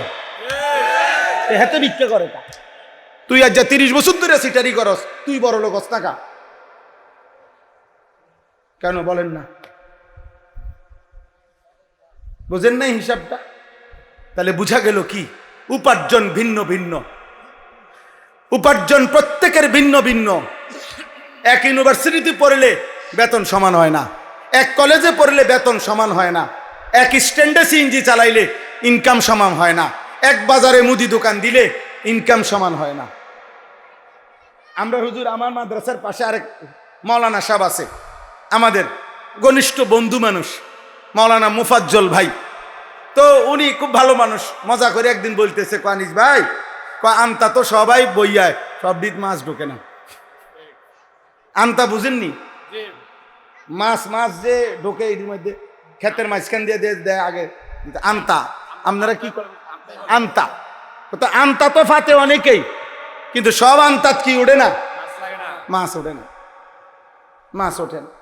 আসলে আমি একটা উদাহরণ বলি, এই মনে করেন 12, আপনারে দিলাম 12 দিমু, 12 আর কি, 12 টাকাই ধরেন 12, তো 6 6 দুইবার লিখলে 12, 4 4 4 তিনবার লিখলে 12, 3 যদি 4 বার লেখেন 3 3 3 3 12, 2 যদি 6 বার লেখেন তাহলে 12, 1 যদি 12 বার লেখেন তাহলে কত?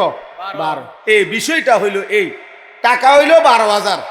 এবার তুমি যদি 2 খান থেকে নাও তো 6 6 12,000 নিবা, 4 খান থেকে যদি নাও তাহলে 3,000 করে নিবা, 3 খান থেকে যদি নাও 4,000 করে নিবা, যদি 6 খান থেকে নাও তো 2,000 করে নিবা, আর 12 খান থেকে যদি নাও 1,000 করে নিবা।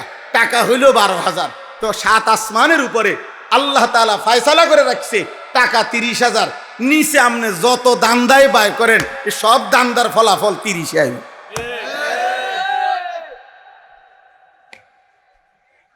আপনি 6 করে নেন আর 4 করে নেন, 3 করে নেন আর 2 করে নেন আর 1 করে নেন, ফলাফল আসবে কত? 12,000। হ্যাঁ, এটা বুঝা উচিত। কুল্লুন ফি কিতাবিম মুবিন, আল্লাহ কোরআনে বলছে রিজিকের পূর্ণাঙ্গ ফয়সালা।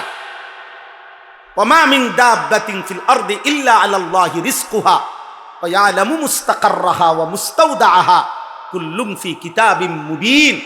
আল্লাহ বলে রিজিকের প্রতি লোকমা, প্রতি ঢোক পানি, প্রতিটা নিঃশ্বাস দুনিয়ায় আমি যাকে যেটুকু দেব, আল্লাহর কসম আল্লাহ বলছেন আমি স্পষ্ট তাকদীরের মধ্যে আসমান জমিন সৃষ্টির 50,000 বছর আগে লিখে রাখছি, লিখে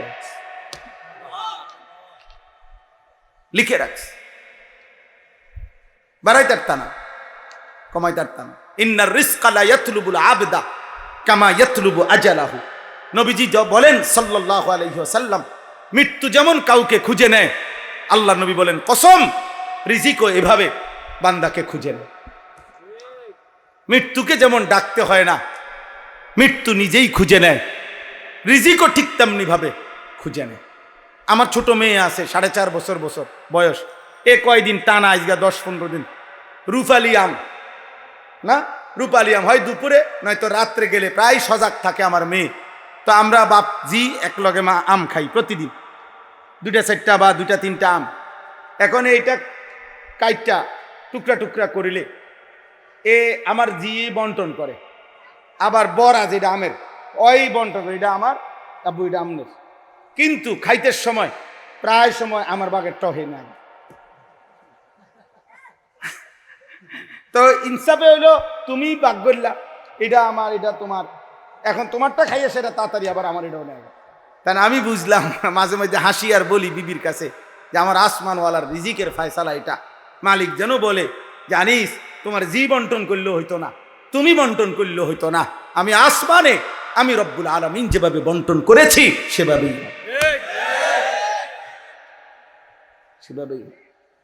এমনও টুকরা আছে আমের আমি কাছে নিয়ে আইছি মুখে, ওইখান থেকে আমার হাতের থেকে নিয়ে খাইয়া লাইছি। এটা বুঝাইলাম আর জাস্ট।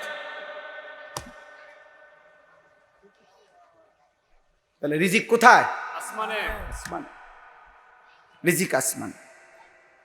অতএব আব্বা শুধু দুনিয়া, আমরা মুমিন, আমরা মুসলমান, আনুগত্যই আমাদের জিন্দিগি, ইসলাম আমাদের জীবন, আখিরাত আমাদের জিন্দিগি।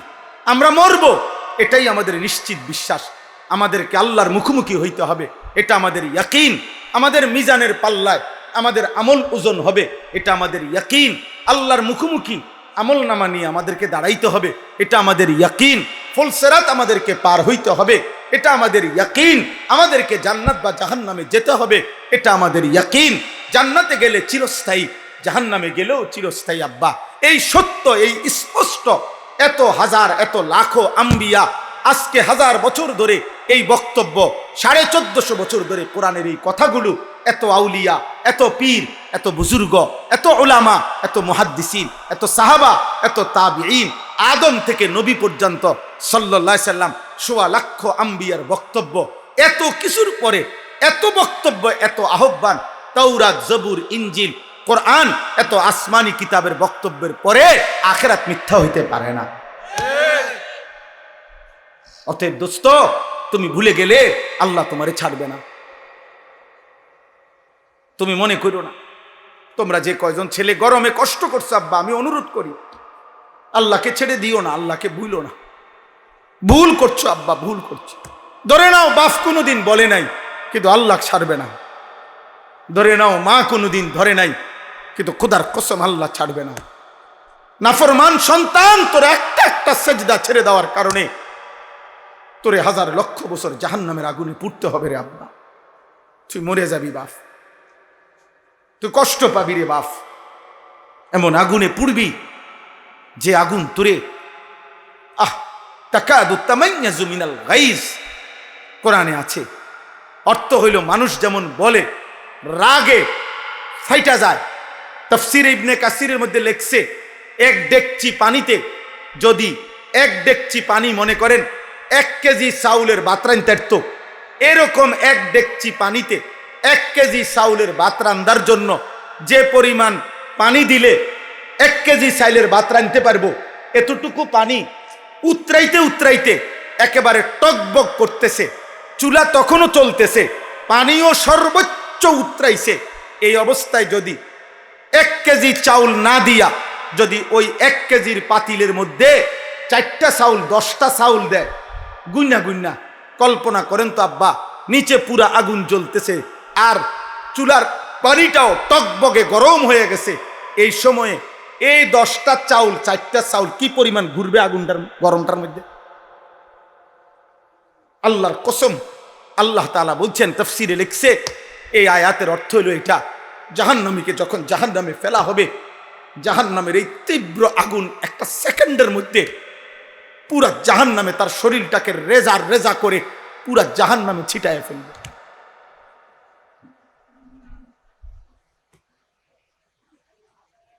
তাকাদু তামাইয়াজু মিনাল গাইজ, মনে হবে যেন রাগে ফাইটা যাইতেছে। আগুন যেন রাগে, মানুষে কয় যেমন যে তে যেন রাগে ফাইটা যাইতেছে, তা আল্লাহ বলে জাহান্নাম যেন রাগে গুসায় আগুনের তীব্রতায় ফেটে যাচ্ছে। নবীজি বলছে ইয়াহতিমু বাদুহা বাদান, জাহান্নামী দেখবে জাহান্নামের আগুন এমন উত্তাপ, কক্সবাজারের ঢেউ দেখবেন মনে হয় যেন এত জোরে ঢেউ আসে, একটা ঢেউ যেন পিছনের টাবার সামনেরটার গিল্লা ফেলে, মানে এটার ভিতরে নিচে ফালাইয়া দেয়, এটা আবার উঁচু উঠে যায়, পরেরটা যেন আরো উঁচু উঠে যায়, এটা যেন ওইগুলারও ডাইভাইয়া নিচে ফেলে। আল্লাহর নবী বলেন জাহান্নামের আগুন এত তীব্র হবে যেন এক আগুন বাকি আগুন রে গিল্লা একটার ভিতরে ঢুকায় ফেলতেছে।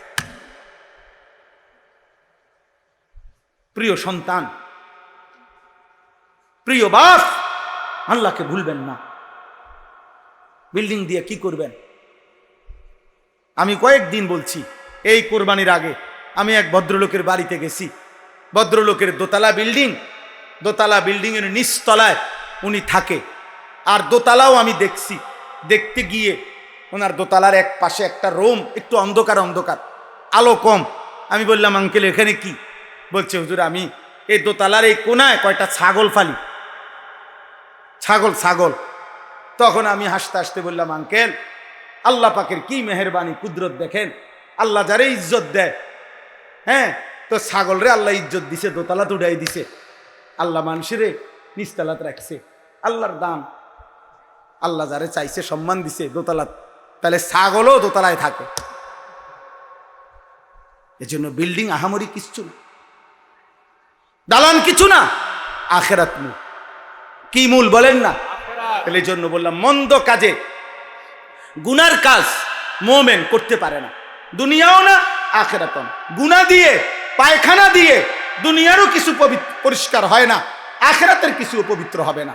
এজন্য সুদ দিয়া, ঘুষ দিয়া, কিস্তি দিয়া, হারাম দিয়ে, জিনা দিয়ে, ব্যভিচার দিয়ে, মদ দিয়া, জুয়া দিয়া, নেশা দিয়া, আল্লাহর কসম কারো কোনো চাহিদা, পেটের চাহিদাও লজ্জাস্থানের চাহিদাও কোনোটাই পূরণ হয় না, বরং অতৃপ্তি বাড়ে, তৃষ্ণা বাড়ে, হারাম চাহিদা আরো বাড়ে। এই জন্য হাত জোড় করে একটা ছেলেকে বলল, দোস্ত এত নারী না দেখা হালাল পবিত্র স্ত্রীর জন্য অপেক্ষা করো। হারাম কর বাপ, হারাম রোজগার না করে হালাল টুকু দিয়ে সন্তানের জন্য রেখে যাও, বাকি দুনিয়া সেই দেখবে। আপনি মরে গেলেও পৃথিবীতে উপার্জন থাকবে। সাফ বললাম, সাফ বললাম। এজন্য গুনাহ দিয়ে দুনিয়াও অর্জন হয় না, আখিরাতও অর্জন, বরং প্রত্যেকের জীবনে তাই হয় যা আল্লাহর ফয়সালা আগের থেকে, যা কি আগের থেকে। আমরা ছোটবেলায় উস্তাদের মুখে আরবি একটা গল্প শুনছিলাম। আরব দেশের এক শায়েখ, এক বয়স্ক মুরব্বী, ওনার ঘোড়া নিয়া আপনার মসজিদের সামনে আসছে নামাজ পড়তে। আরবি গল্প আর কি, ছোট্ট গল্প। তো মসজিদে যখন ঢুকতে যাচ্ছে, ওনার ঘোড়াটা যে বান দিব রশিটা কোনো জায়গা পাচ্ছে না। তখন একটা ছেলেকে বলছে, বাবা তুমি ঘোড়াটা, আমার ঘোড়ার লাগামটা ধরে রাখো, আমি নামাজটা পড়েই আসতেছি তুমি। তখন উনি নামাজ পড়তে ভিতরে গেছে, ছেলেটা এই ফাঁকে ঘোড়ার লাগামটা খুললা এটা নিয়া ঘোড়াটারে ছেড়ে দিয়া সে গেছে গাড়িটা নিয়া। এটা নিয়ে আসে 5 দিরহামে একটা দোকানে, এই ঘোড়ার লাগাম বিক্রি হয় যেখানে, ও কাছে বেচ চালাইছে। বুঝছেন নি কথা? ওই চলে গেছে বাইক। এখানে এই লোক নামাজ পড়ে পকেটের থেকে 5টা দিরহাম, মানে ধরেন 5 টাকা, তো 5 টাকা বের করছে, ওই জামানার কথা। তো 5 দিরহাম বের করছে, মনে মনে নিয়ত করে রাখছে ছেলেটা নিশ্চয়ই দাঁড়ায় আছে, কষ্ট করছে, তারে এই টাকাটা হাদিয়া দেব কিছু খাইতে। বাইর হইয়া দেখে গোড়াও নাই, লাগাম, গোড়াই নাই, লাগাম আইব করতে, গোড়াই নাই, ফুলাও নাই। তো হতাশ হইয়া একটু আগে বাইরা তালাশ করতেছে ঘোড়া। কিছু দূর যাওয়ার পরে রাস্তার পাশে পাইছে ঘোড়াটা দাঁড়াইয়া আছে, ঘাস খাইতেছে। তো ঘোড়াটাকে ধরছে, ধরে তো এরপরে এটা কারো কাছে রাইকা বা যেটাই করছে, এরপরে একটা লাগাম জিজ্ঞাসা মানুষের দোকান কোথায় কোথায় পাওয়া যায়। তো মনে করেন কাছাকাছি দোকানের ঠিকানা বলাতে এই লোক ওই দোকানে গেছে, গিয়েই দেখছে সামনেই যেখানে লাগামগুলো ঝুলানো আছে, তার লাগাম যেটা ছিল এটাও দেখা যাইতেছে, এটা ঝুলানো। তো উনি গিয়েই এটার দাম জিগাইছে যে ভাই এটা কত বিক্রি করবেন?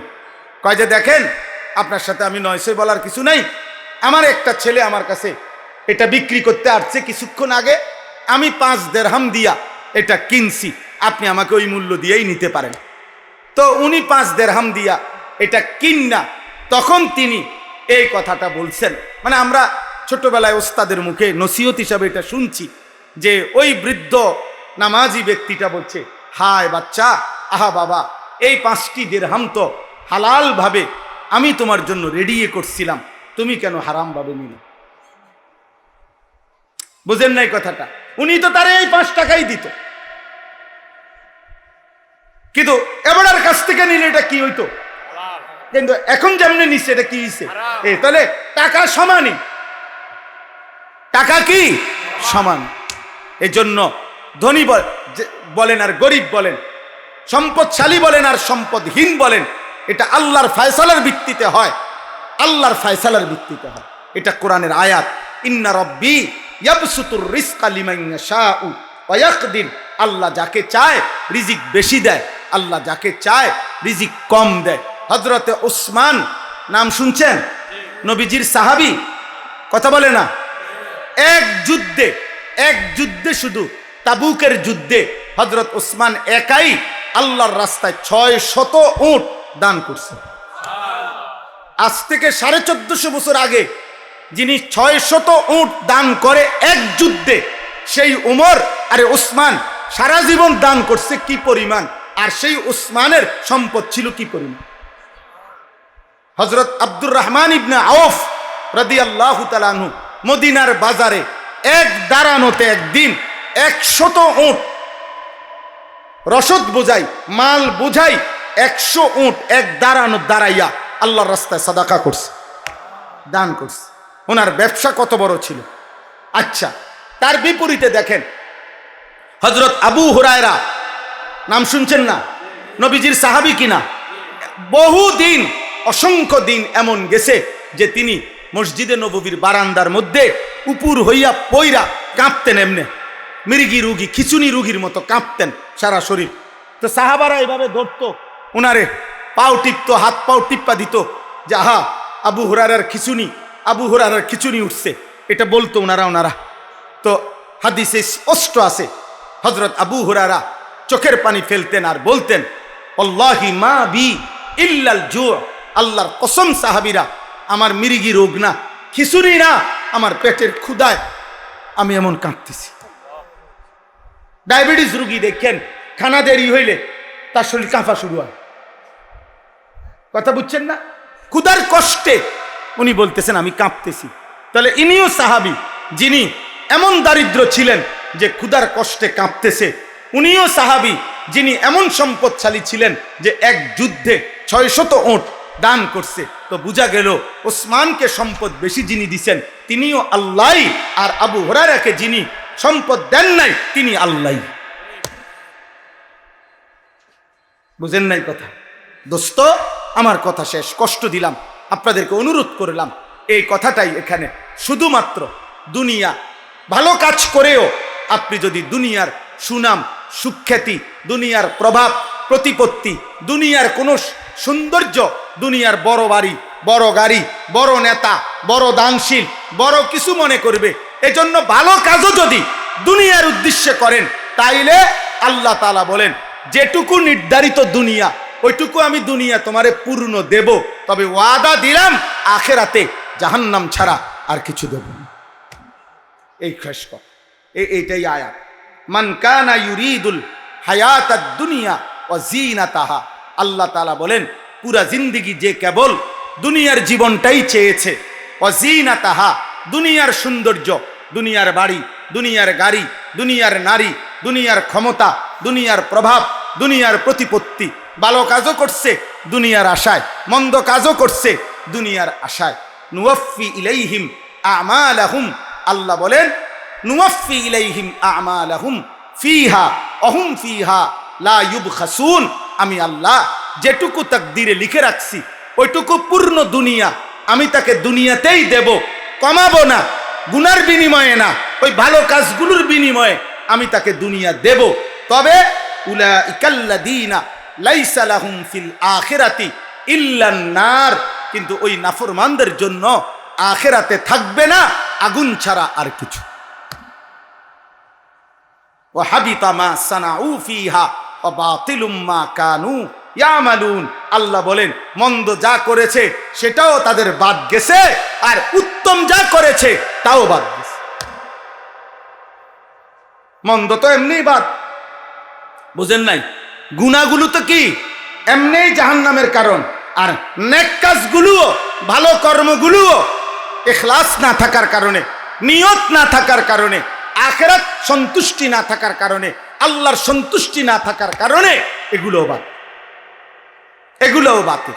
এই জন্য জওয়ান কিংবা বুড়া, আমি কিংবা আপনি, হুজুর কিংবা পাবলিক, আমাদের প্রত্যেকের জন্য দুই জিনিস জরুরি। এক, গুনাহ যেন আমারও না হয় আপনাদেরও না হয়, গুনাহ যেন জওয়ানেরও না হয় বুড়ারও না হয়। আর দুই, আমরা ভালো যা করছি ইবাদত বন্দিগি, আল্লাহর হক বান্দার হোক, ইবাদত নামাজ কিংবা ভালো কোনো কাজ, জনকল্যাণ সেবামূলক যত কিছুই করি করছি আল্লাহর জন্য। করছি কি জন্য বলেন না? আবার কার জন্য? আখিরাতের জন্য, আল্লাহর জন্য, পরকালে কিছু পাওয়ার উদ্দেশ্যে। এই নিয়ত বারবার আমার শায়েখ আল্লামা মুফতি মুশতাকুন নবী সাহেব বলে, হৃদয়ে মাঝে মাঝে বুকে হাত দিয়ে দেখবেন হৃদয়ে আল্লাহ আছে কিনা, ঈমান আছে কিনা, আখিরাত আছে কিনা, আল্লাহর ভালোবাসা আছে কি। আল্লাহ আমাকে তৌফিক দান করেন, আল্লাহ আপনাদেরকে তৌফিক দান করেন, আল্লাহ আপনাদেরকে কবুল করে নেন, আল্লাহ আপনাদেরকে কবুল করেন। আপনারা আলহামদুলিল্লাহ মসজিদের জন্য যথেষ্ট পরিমাণ দান করেছেন। এই দানও যেন হয় কি জন্য? আল্লাহর। যুব সমাজ যারা এই মাহফিলের জন্য এতটা কষ্ট করেছো ভাই, আমরা তোমাদেরকে আহ্বান করছি, তোমাদের এই আয়োজনও যেন হয় আল্লাহর জন্য, আল্লাহর জন্য। যুবক ভাই তোমরা যারা বসছো কষ্ট করে গরমের মধ্যে, হাত জোড় করে বিনীত অনুরোধ, নামাজ পড়ো, আল্লাহকে চিনো, হারামের পথে চইলো না, নারী দেখো না, মদ জুয়া জিনা ব্যভিচার মোবাইলের অশ্লীল দৃশ্য অসৎ বন্ধুদের আড্ডায় যেও না আব্বা। মনে রাখো আমার পরিষ্কার কথা, অসৎ সঙ্গ শয়তান। সে যদি মানুষ হয় সেও শয়তান, সে যদি কোনো আধুনিক প্রযুক্তির কিছু হয় সেটাও শয়তান। শয়তান যেই জিনিস মানুষকে কিতাবে আছে গুনার দিকে টানে ওইটা শয়তান, ওইটা কিসের কি? আল্লাহ আমাদেরকে মানুষ শয়তান, জিন শয়তান থেকে হেফাজত করে, হেফাজত করে। আল্লাযী ইউওয়াসওয়িসু ফি সুদুরিন নাস মিনাল জিন্নাতি ওয়ান নাস। আল্লাহ দুনো শয়তান থেকে আমাদেরকে হেফাজত করেন। এই মাহফিল আল্লাহ কবুল করে নেন, আপনাদেরকে ঈমান আমলের জীবন দান করেন। আলহামদুলিল্লাহি রাব্বিল আলামিন। আল্লাহুম্মা আনতাস সালাম ওয়া মিনকাস সালাম, তাবারাকতা ইয়া যাল জালালি ওয়াল ইকরাম। মাওলায়ে করিম, আপনি মাফ করে দেন, আপনি মাফ করে দেন, আপনি মাফ করে দেন। আয় করিম, মাফ করে দেন, মাফ করে দেন, মাফ করে দেন। আপনার কথাই শুনছিলাম, আখিরাতকে ভয় করছিলাম, জাহান্নামকে ভয় করছি মাওলা, আগুনকে ভয় পাই মাওলা। আপনি হেফাজত করেন, আপনি হেফাজত করেন, আপনি হেফাজত করেন। আগামী জীবন আপনি সুন্দর করে দেন, ঈমান আমলের জীবন দান করেন। সেজদাওয়ালা কপাল বানিয়ে দেন, কাঁদনেওয়ালা চোখ বানিয়ে দেন, জিকিরওয়ালা জবান বানিয়ে দেন, মোহাব্বতওয়ালা দিল বানিয়ে দেন, সুন্নতওয়ালা জীবন বানিয়ে দেন। আল্লাহ, আল্লাহ আপনি দয়া করেন, আপনি দয়া করেন। এই কিশোর যুবক ছেলেগুলোকে নামাজি বানিয়ে দেন, চরিত্রবান বানিয়ে দেন। মোবাইলের আসক্তি, নারীর আসক্তি থেকে হেফাজত করেন। মদ, জুয়া, জিনা, ব্যভিচার, হারাম খেলাধুলা, আল্লাহ উল্লাস তামাশা, নিষিদ্ধ জিনিস, আল্লাহ এর থেকে হেফাজত করেন, হেফাজত করেন, হেফাজত করেন। আপনি চাইলেই বদলাবে, আপনি না চাইলে ফিরবে না মাওলা। আপনি দয়া করে আপনি কলিজা সুন্দর করে দেন, দিল সাফ করে দেন, সমস্ত কবরবাসীদেরকে মাফ করে দেন, কিয়ামত পর্যন্ত কবরের আযাব মাফ করে দেন। বয়স্ক মুরব্বী, বাবা, চাচা যারা বেঁচে আছে, হায়াতে তৈয়বা আফিয়া দেন। বাকিটুকু আমল, বাকিটুকু হায়াত নেক আমলের তৌফিক দেন। পর্দার আড়ালের মা বোনদেরকে আবেদা সালেহা, মা ফাতেমা রাবিয়া বসরিয়ার মতো বানিয়ে দেন। আল্লাহ, ছোট্ট বাচ্চাদেরকে কবুল করেন, তালিব ইলমদেরকে কবুল করেন। অনেক হক্কানি রব্বানি আলেমে দ্বীন, মসজিদের আইম্মা আল্লাহ এসেছেন, আল্লাহ সকলকে কবুল আর মনসুর করেন। উম্মতের ফিকির দান করেন, হায়াতে তৈয়বা দান করেন। আয় আল্লাহ, হযরত মাওলানা তাজুল ইসলাম সাহেব দামাত বারাকাতুহুমুল আলিয়া, হযরতকে হায়াতে তৈয়বা আফিয়া দেন। আল্লাহ, কোরআন ও সুন্নাহর খেদমত মৃত্যু পর্যন্ত করবার তৌফিক দান করেন। আল্লাহ আমাদের প্রত্যেককে দ্বীনের সাথে লেগে থাকবার তৌফিক দান করেন। আজকের এই মুবারক মাহফিল আপনি কবুল করে নেন। যাদের ফিকিরে, যাদের ভালোবাসায়, যাদের সহযোগিতায় আল্লাহ এই মাহফিল এতটা সুন্দর, এত বড় হয়েছে, আপনি সকলকে উত্তম বিনিময় দেন। 1 টাকার সাদাকা এত বরকত দেন, লাখ টাকার দান এত বরকত দেন। যার যত নেক মাকসাদ আছে আপনি পূরণ করে দেন। আয় আল্লাহ, প্রবাসী ভাইরা ইন্তেজামের সাথে শরীক ছিল, আল্লাহ ওনাদেরকে বিদেশের জমিনে ভালো রাখেন, ভালো রাখেন মাওলা, ভালো রাখেন। আল্লাহ, প্রবাসীর বিবি বাচ্চাদেরকে নামাজি বানায় দেন, পর্দানসীন বানায় দেন, পর্দানসীন বানায় দেন, চরিত্রবান বানায় দেন। আমাদের সকলের জীবন সুন্দর করে দেন, আখিরাত সুন্দর করে দেন। আল্লাহ, এই মাহফিল কায়েম দায়েম করে দেন। আজকের এই আয়োজনের মধ্যে বরকত দান করেন। আল্লাহ, যার যত নেক তামান্না আছে পূরণ করে দেন। বন্যার্ত মানুষগুলোকে আল্লাহ হেফাজত করেন, মুসিবতগ্রস্ত মানুষগুলোকে আপনি হেফাজত করেন। আল্লাহ, আপনি দয়া করেন। আমার এই ছোট্ট দেশ মাওলা ডুবাইয়েন না মাওলা, ডুবাইয়েন না মাওলা। আল্লাহ, পানি দিয়ে ভাষায় দিয়েন না। আল্লাহ, আপনি দয়া করেন, আপনি মেহেরবান মাওলা, আপনি মেহেরবান।